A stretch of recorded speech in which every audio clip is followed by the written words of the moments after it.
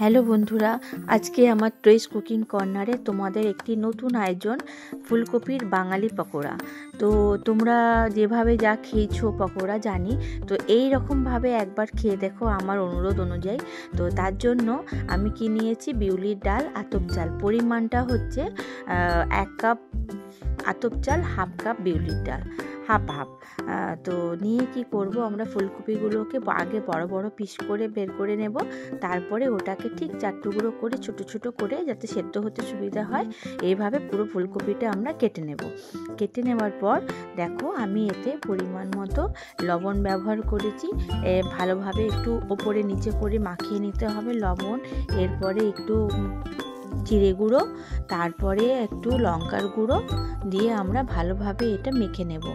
চাইলে তোমরা 2 হাতও ব্যবহার করতে পারো, আমি করে নিয়েছি যাতে ভালোভাবে ম্যারিনেশন হয়, ভালো মাখা হয়, মশলাগুলো ভেতর অবধি যায়। তো আমি মেখে নিয়েছি। এর সব শেষে আমি দিয়েছি আদা জিরে বাটা, একটু জল। তো এই করতে করতে চলো আমরা ব্যাটারটা রেডি করে নিই, ফুলকপির ব্যাটারটা। ব্যাটারের জন্য আমি যে আগের থেকে চাল আর ডালটা ভিজিয়ে রেখেছিলাম না, তো সেইটা একটু মিক্সিতে বেটে নেব। তার জন্য আমরা ব্যাটারটা, এই চাল আর বিরিটাকে দিয়ে দেবো। দিয়ে দেওয়ার পর এর মধ্যে কাঁচা লঙ্কা বেশ কয়েকটা, যাতে ঝাল ঝাল হয়, নিরামিষ তো। আর এর মধ্যে কয়েক টুকরো আদা আর কয়েক টুকরো রসুন আমরা দিয়ে ভালোভাবে মিহি একটা পেস্ট বানিয়ে নেব, অল্প জল দিয়ে। বেশি জল দেবে না, তাহলে পাতলা হয়ে যাবে। এর ব্যাটারটা একটু ঠিক হবে, তাহলে ভালো ব্যাটারটা, ভালো ফুলকপিটা কাভার্ড হয়। তো দিয়ে কি করব, এই ব্যাটারটিকে আমরা একটি বোলের মধ্যে নামিয়ে রাখবো। নামিয়ে রেখে পরিমাণ মতো লবণ দেবে।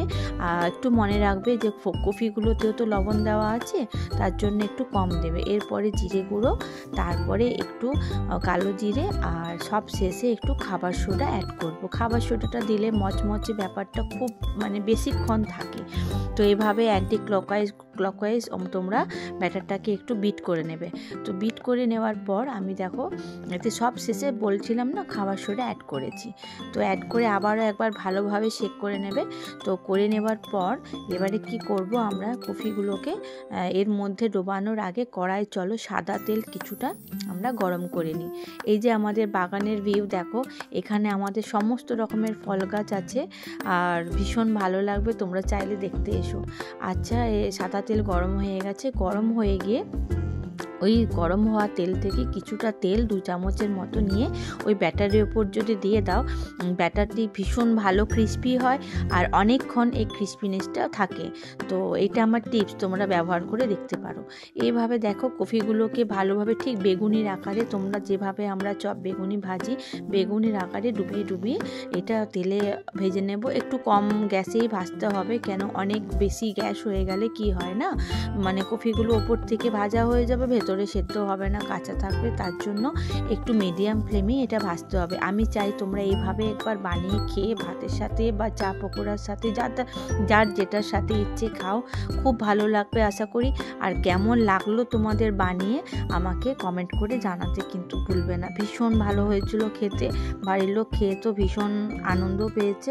তো এইভাবে তোমরা বানিয়ে দেখো, আর ভালো লাগলে আমার চ্যানেলটিকে লাইক, শেয়ার, সাবস্ক্রাইব করো, আর এভাবে আমার পাশে থেকো। ভীষণ ভালো লাগলো তোমাদের পাশে পেয়ে। ওকে, থ্যাংক ইউ।